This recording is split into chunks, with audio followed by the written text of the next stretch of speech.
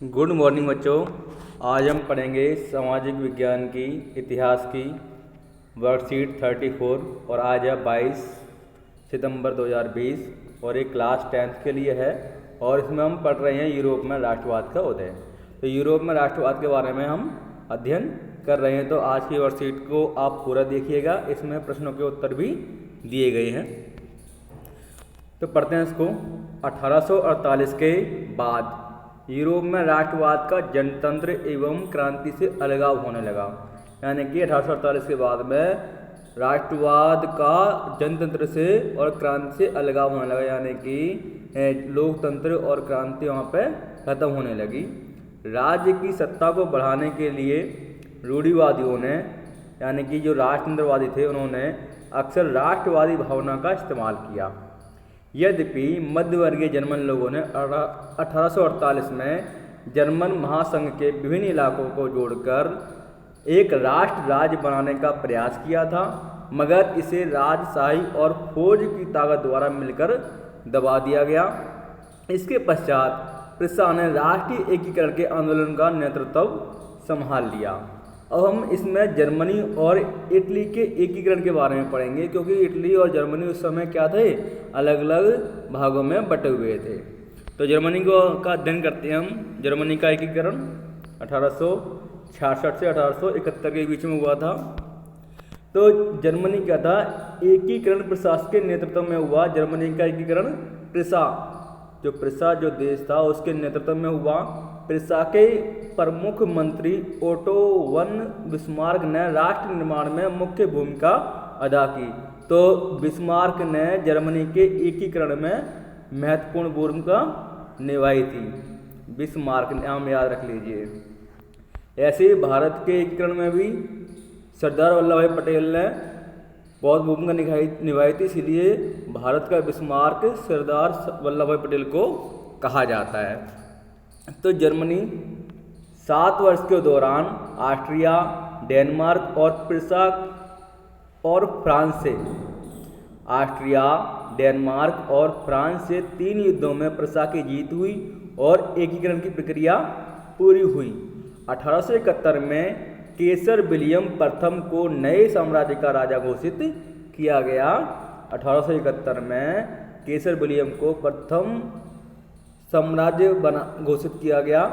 Germany के एकीकरण ने यूरोप में प्रशिया को महाशक्ति के रूप में स्थापित किया। अगला है, नए जर्मन राज्य में मुद्रा, बैंकिंग एवं न्यायिक व्यवस्था के आधुनिकीकरण पर जोर दिया गया। यानी कि जो नया जर्मन राज्य बना उसमें मुद्रा पर, करेंसी पर और बैंकिंग पर और न्यायिक व्यवस्था पर, यानी कि न्यायालय पर ज़्यादा ध्यान दिया गया। अब पढ़ते हैं इटली का एकीकरण 1859 से 1870 के मध्य। तो इटली 7 राज्यों में बटा हुआ था। कितने राज्यों में बटा हुआ था? 7 राज्यों में। 1830 के दशक में ज्यूसेppe मैज़नी ने इटली के एकीकरण के लिए कार्यक्रम प्रस्तुत किया था। हम इससे पहले के वर्कशीट में ज्यूसेppe मैज़नी के बारे में पढ़ चुके हैं, जिन्होंने इटली के एकीकरण में महत्वपूर्ण भूमिका निभाई थी। 1830 एवं 1848 के क्रांतिकारी विद्रोह असफल हो गए। 1859 में फ्रांस से सार्डिनिया पिडमोंट ने एक चतुर कूटनीतिक संधि की, जिसके माध्यम से उसने ऑस्ट्रियाई बलों को हरा दिया। एक संधि की जिससे क्या किया उन्होंने, ऑस्ट्रियाई लोग यानी कि ऑस्ट्रेलियाई बलों को, पावर को हरा दिया।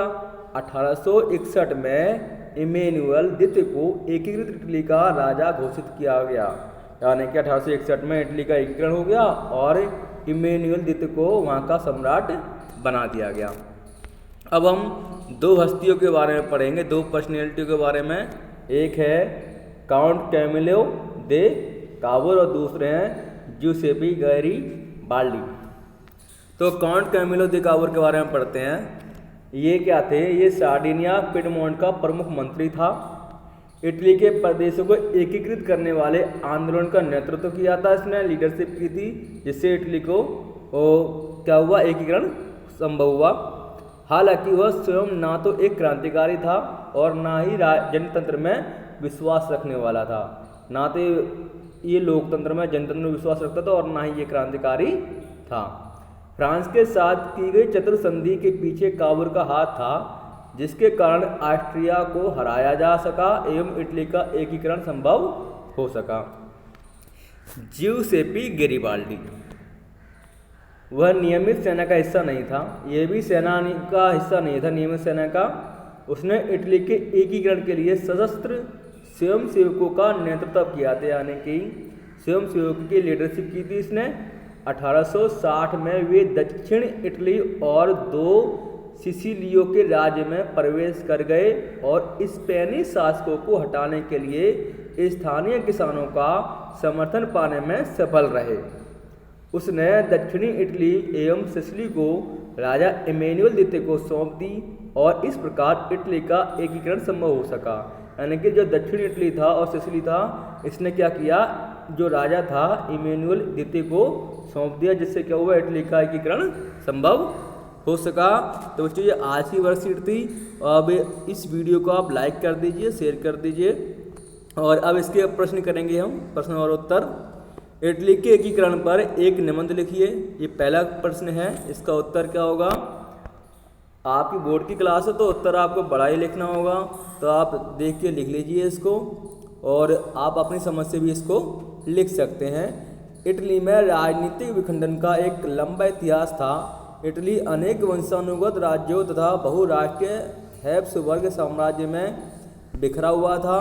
19वीं सदी के मध्य में इटली 7 राज्यों में बटा हुआ था, जिनमें से केवल एक सार्डिनिया पिडमोंट में एक इतालवी राजघराने का शासन था।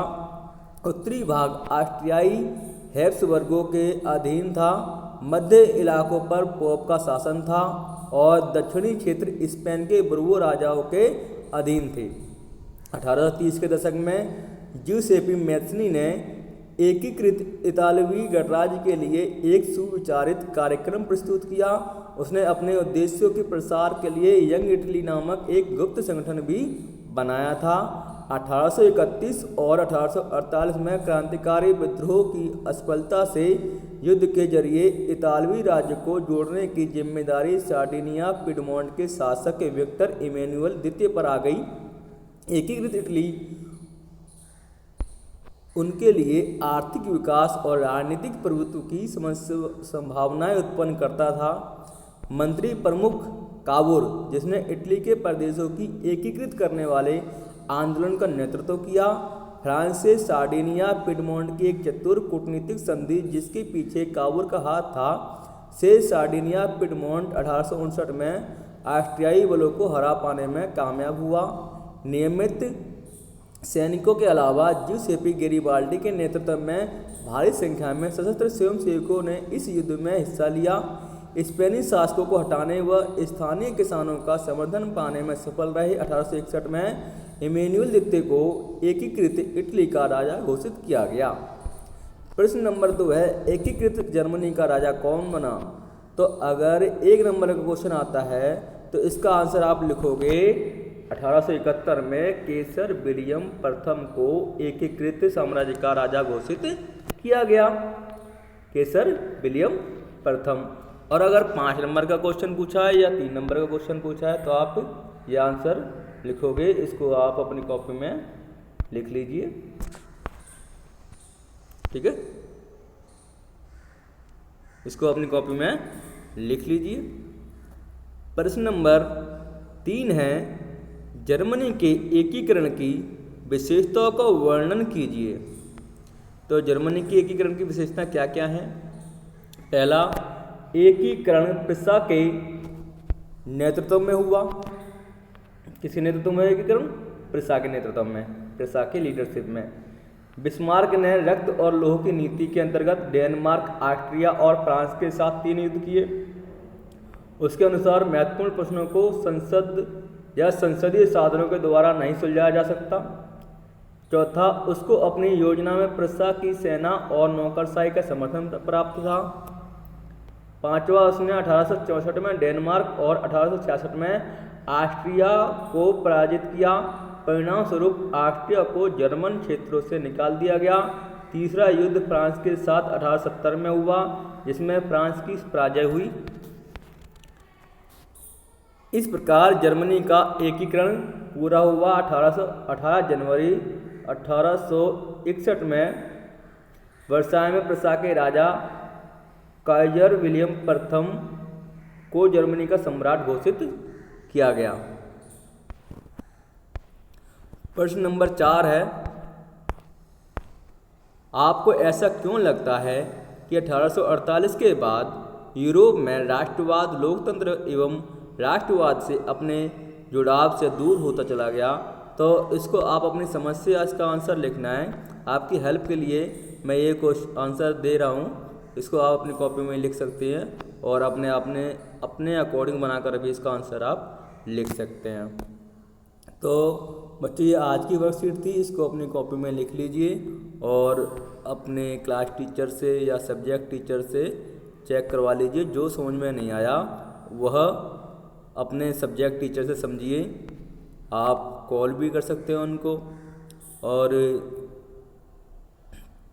अपना जो है बेस्ट दीजिए ताकि आप बोर्ड के एग्ज़ाम में अच्छे नंबर ला सकें। धन्यवाद।